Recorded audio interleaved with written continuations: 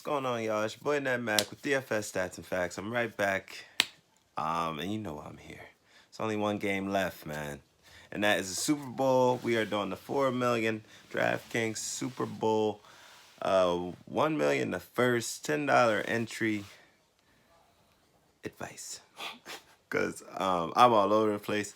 As you all know, it's been a very crazy week in the sports world, but I did put up a video about that not too long ago, actually, before this one. But I gotta get right back into the NFL, man. I've been with y'all all year, and I appreciate all the people that have been with me all year. I appreciate the support, the love I've been seeing on Instagram, YouTube, etc. Thank you, thank you, thank you, and we're gonna keep it going. Definitely, starting right after this, after the Super Bowl. Look, man, I'm big on football, so I gotta knock out football first before I get into the NBA. Okay, but yeah, man. Before we even get started, you already know what I'm about to say. Hit the little bell, make it ring so you can know when I put up for the show. But here I am, man. Look, these two teams, well worth it. I'm gonna just start. Well deserved, I should say. Excuse me. The Chiefs, they've been doing it all year. 49ers were the last undefeated team to actually lose. But I see some things that could affect this game in a very big way. But yeah, jumping right into it, I'm just going to go with wide receivers wilding. You had Tyreek Hill. Now, his prices were a little crazy. He's at 16.5 as a captain, 11,000. But he had a great game last week. He had 5 receptions, 67 yards, and 2 touchdowns. 2 weeks ago. But San Fran is first in the passing game now. So how is this going to affect my boy? I'm hearing Richard Sherman might be sticking him. But I think Tyreek Hill is way too fast for Richard Sherman. That's just my opinion.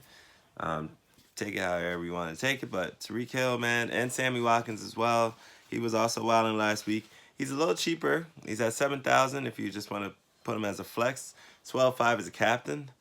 And he had 7 receptions, 114, and 1 touchdown 2 weeks ago. So my favorite wide receivers are those two that I just said. If you're going wide receivers, we're going to talk about it, man. Stars in charge, Patrick Mahomes, obviously. 18-9, though, okay? He's 18-9 as MVP or captain, and 12-6 just as a regular flex. So very expensive, but well worth it. He can give you the rushing touchdowns like he had 2 weeks ago. He had the 1 rushing touchdown, and he also had, in the last 2 playoff games, he had 8 passing touchdowns altogether with no interceptions. So 9 total touchdowns. It's amazing, and that's in the postseason. Patrick Mahomes, man, that's a star in charge for real. And then you cannot forget about Mr. Surfboard Bowl, Raheem Mostert. He had 29 attempts for 220 yards, 4 touchdowns, went completely off on Green Bay 2 weeks ago. Gave you 51.6 in fantasy. Please don't be naive and think that he's going to give you another 50-point fantasy game. However, if Tevin Coleman does not play, he could give you another decent outing because, honestly, I don't think the Chiefs' rush defense can stop him. They might slow him down, per se, but I don't think it's going to be a defensive game, period. Which leads me to the defenses. I'm really not going to talk about them too much today because, honestly, I think this game can easily go back and forth. I mean, look what the Chiefs did 2 weeks ago. Look what the Niners did 2 weeks ago.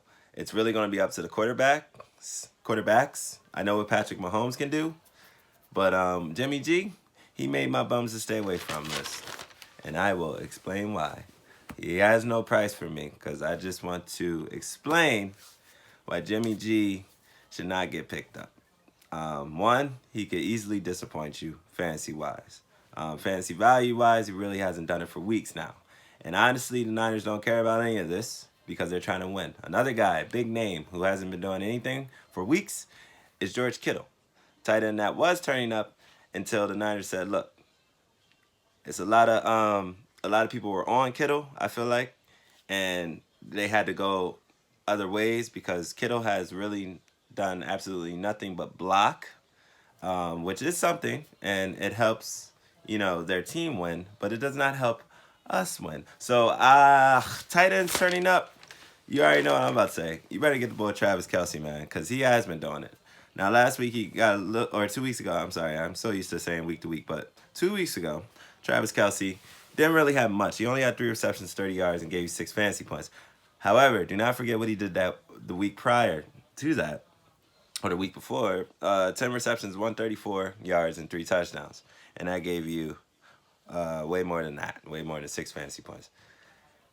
So, Travis Kelce over George Kittle, if you're asking me. Running backs running ish. You got Damian Williams, right? You already know about Mostert, but you got to keep an eye on Tevin Coleman, man. I don't know what's going on with the shoulder injury. He was limited in practice, but it's very important to remember that if he's ready to play, Mostert, he's still going to play, still going to get love, but it's going to be more on the cheapies touchdown level and not like what you saw 2 weeks ago. Excuse me. What else? I don't want to miss anything, forget anything, because this is the last game. This is the big dance, right? So, badass kickers, you got Butker and you got Robbie Gould. They're both great kickers, okay?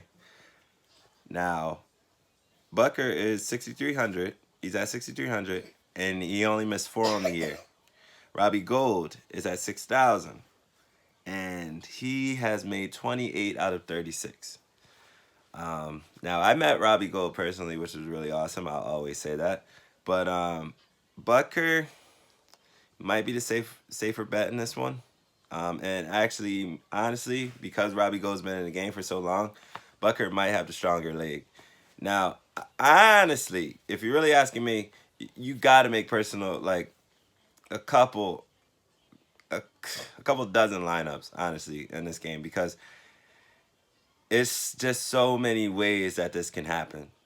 Which brings me to, is Andy Reid, knowing the little history of Andy Reid, is he going to put LaShawn McCoy in later on in the game? You know what I mean? Is he going to do the split running back? Because they can. I mean, the Chiefs have a doubleheader running back too. Don't forget about McCoy. Okay? Damian Williams, he's already proven himself. McCoy, we know what he can do. Now, is McCoy 100% healthy? I don't know about that. And I don't even know if they're really going to use him. But I also don't know if they're not. So you don't want to forget about LaShawn McCoy. And you also don't want to forget about Elite Sleeps. I'm going to say Emmanuel Sanders and the boy Kendrick Bourne. Because somehow Bourne, especially if the game gets tough, he always finds a way to get a touchdown. And Emmanuel Sanders, they really haven't used him to his full potential yet. So it's a Super Bowl. You got Debo slipping a little bit in the wide receiver wise. Jimmy G is not the best quarterback, but they need to use Emmanuel Sanders. I already said my piece on George Kittle. It is totally up to you. I know it's a lot of Kittle fans out there. I am one myself. But stats don't lie, man. He really hasn't given you value for a while now. And they don't care about any of that. You got to remember that. So you say you spend that 11 grand on George Kittle and he gives you a goose egg, you know what I mean, or 2 points and 6 points, you're going to be very upset. And you're probably not going to win anything. This game, the highest game, the $10 entry game, has over 400,000 people playing. So you want to keep that in mind too. This lineup has to work. The lineup has to be lit. Okay? It can't be no mistakes, no people with injuries. You put in there 2 weeks ago I had Tevin Coleman in. Thank God I put Mostert in as well because Tevin Coleman went out. And I was like, well, that lineup shot. You know what I mean? Because I know people who probably didn't put Tevin Coleman in and, went elsewhere. So you got to stick with your guns in this one, okay? Also, don't forget about Breida because say Tevin Coleman doesn't play or, scratch that. Say Tevin Coleman does play. Where's the Niners going to go? Because they got a 3-headed running back. So now if you throw Breida in the mix with Coleman, with Mostert, you spread out all over the place. So don't have too many running backs, but you also want to have the running back. Damian Williams is pretty much, he should be a set guy in your mind, just like Patrick Mahomes. Jimmy G, I would honestly stay away from him. He's too risky, and especially this being the last game, there's no coming back from it. So that's how you got to think and playing this game. It is not a game, okay? You try and win this bread, you know, you try and stay ahead, do what you got to do. But yeah, man, I think it's going to be a great game. You're waiting for my pick. My pick I have to go with the Kansas City Chiefs. Have to. And I found out that they're actually the favorite in this one. I was hoping that they would be the underdog, but they are actually the favorite. But I understand that why they're the favorite. But yeah, I'm going with the Chiefs, man. I really hope Andy Reid, man, he has had a great coaching career. I don't care what anyone says.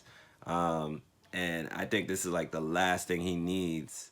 He's already going to be a Hall of Fame coach, right? But that would be like the last thing he really needs in his repertoire, or however you say that. I've been rocked all week, man. I'm really all over the place here, but I really appreciate you guys, man.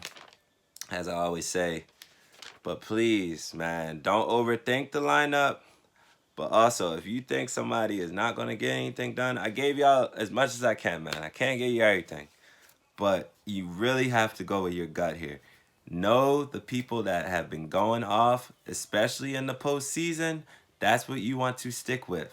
Don't get all new now, because it could definitely mess up your lineup. Good luck. Love y'all, man. Get this money.